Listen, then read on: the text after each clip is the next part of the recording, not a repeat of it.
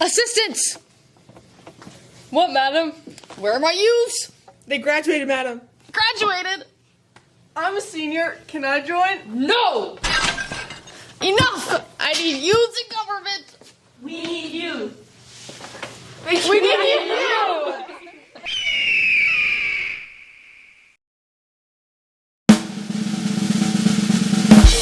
Hi guys, I'm Ruby. Hi, I'm Johanna. And this week we're going to be doing Magnificent Miller. Let's see who won.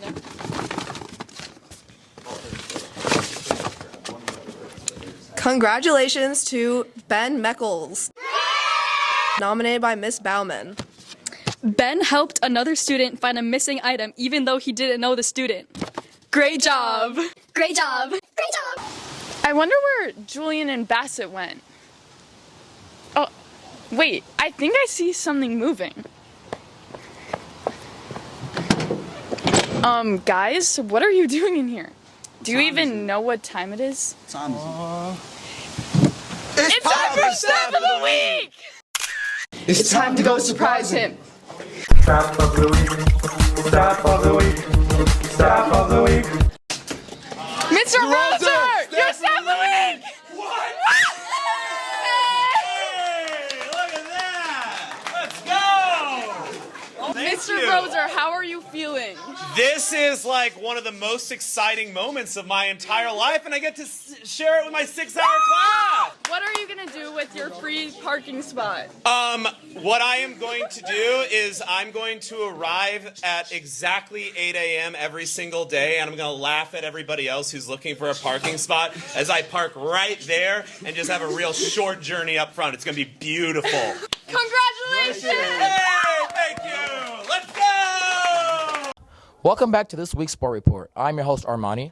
And I'm Marie. And this week we are joined by the mountain biking team. But first, here are some few upcoming games for the Millers.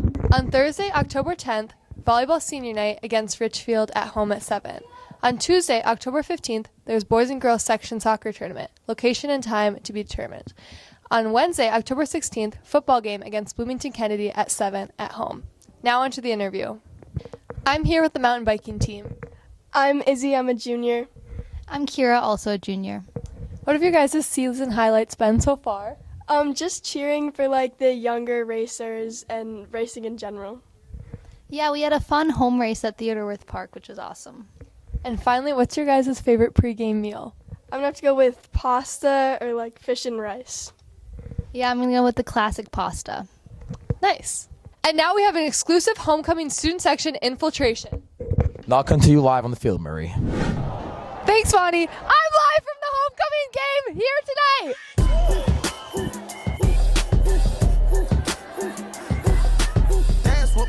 Big out. How are you feeling about the game tonight?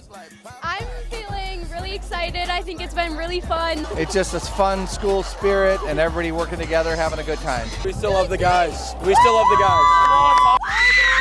Feeling great. Really good. Flower.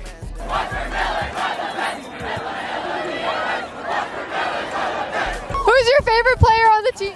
Luke Mortell and Hudson Cruz. Brock! We love you, Brock! Luke Mortell and Hudson Cruz. 22 times. The whole team. Who's your favorite? Oh. What's your favorite cheer? The one that's like 1. We are the Millers 2. A little bit louder 3. I really like the banana one. Go, bananas! Go, go, bananas! Go, bananas! Go, go, bananas! How do you feel about being the banana?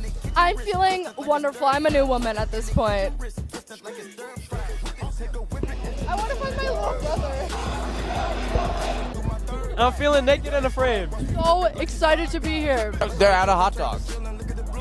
Yeah, they are out of hot dogs. Thank you, Marie. I hope everyone had a good homecoming.